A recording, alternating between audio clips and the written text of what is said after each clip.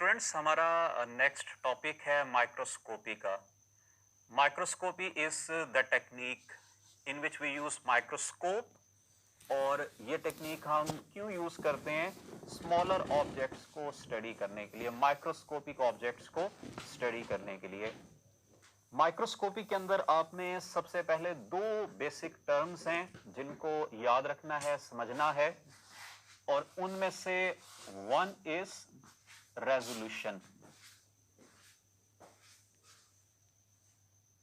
या इसके लिए टर्म हम रिजॉल्विंग पावर की भी यूज करते हैं।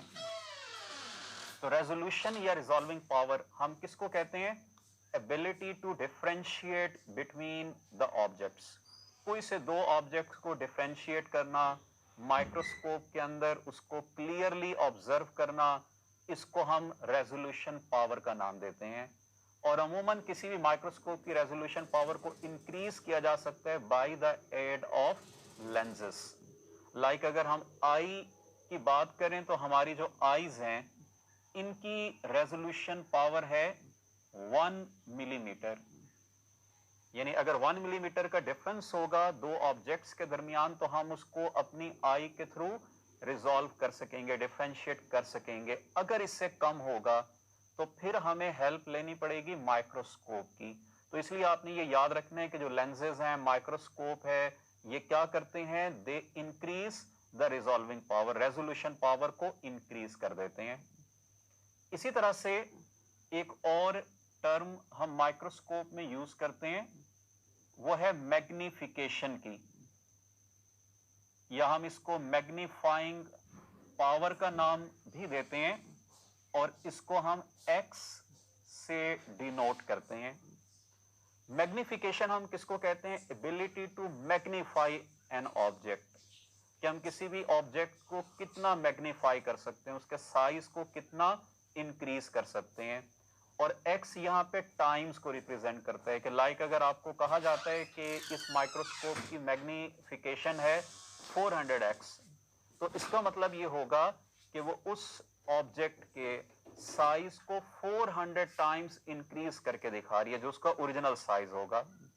तो ये दो टर्म्स आपने सबसे पहले याद रखनी है।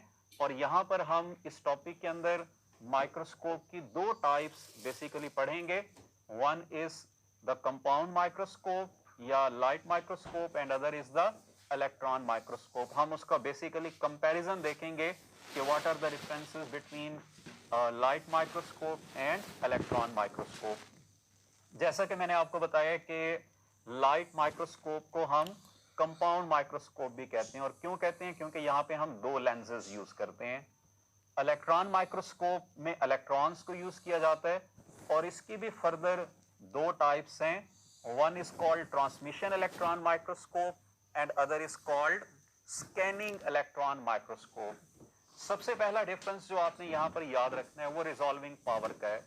और जैसे जैसे हम आई से कंपाउंड, कंपाउंड से इलेक्ट्रॉन की तरफ जाएंगे तो रिजॉल्विंग पावर इंक्रीज होती जाएगी।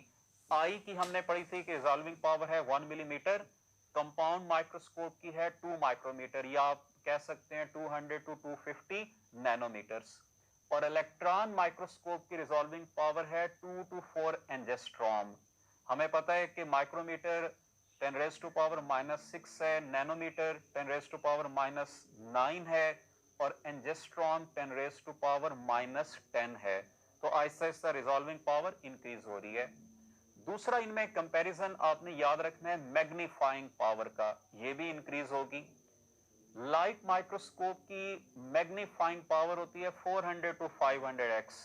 यहाँ पे 500x लिखा हुआ है। अब 500x का मतलब क्या है कि ये ऑब्जेक्ट के साइज को नेकेड आई के मुकाबले में 500 टाइम्स इंक्रीज कर देगी। इलेक्ट्रॉन माइक्रोस्कोप की मैग्नीफाइंग पावर और ज्यादा है। आप रफली याद रख सकते हैं 500x as compare to the light microscope, और 250,000x as compare to that of naked eye. उसके बाद तीसरा डिफरेंस जो आपने याद रखना है वो है सोर्स ऑफ इल्यूमिनेशन का, कि ऑब्जेक्ट को विजिबल बनाने के लिए हम क्या सोर्स यूज करते हैं। लाइट माइक्रोस्कोप में जैसा कि नाम से आपको पता चल रहा है कि विजिबल लाइट को यूज किया जाता है। जबकि इलेक्ट्रॉन माइक्रोस्कोप के केस में हम बीम ऑफ इलेक्ट्रॉन्स को यूज करते हैं that falls on the object. Next difference आपने याद रखना है ऑब्जेक्ट का। लाइट माइक्रोस्कोप के जरिए हम दोनों तरह के ऑब्जेक्ट्स को स्टडी कर सकते हैं, लिविंग या डेड फॉर्म के अंदर, लेकिन इलेक्ट्रॉन माइक्रोस्कोप के थ्रू हम उसको डेड फॉर्म में स्टडी करते हैं। उसकी रीजन क्या है कि जैसे ही ऑब्जेक्ट पे अगर वो लिविंग है, इलेक्ट्रॉन्स की बीम फॉल करेगी तो वो सरवाइव नहीं कर सकेगा। आखिर में लेंसेज आपने याद रखने हैं। लाइट माइक्रोस्कोप के अंदर हम गिलास लेंसेज को यूज करते हैं। उनकी दो बेसिक टाइप्स आप पढ़ते हैं। One is the objective. Objective हम उसको कहते हैं जो ऑब्जेक्ट के क्लोज होगी, यानी स्टेज के क्लोज होगी, और दूसरा ऑकुलर या आई पीस जो आई के क्लोज होगी, जिसके थ्रू हम उस ऑब्जेक्ट को देख रहे होंगे। जबकि इलेक्ट्रॉन माइक्रोस्कोप के केस में हम यूज करते हैं इलेक्ट्रोमैग्नेट्स को। अब यहां पर हम इस से रिलेटेड एक दो क्वेश्चंस को भी देख लेंगे। लाइक क्वेश्चन नंबर 1 आपके सामने है इस टॉपिक से related. If size of an object is 2 micrometre and seen under microscope of 400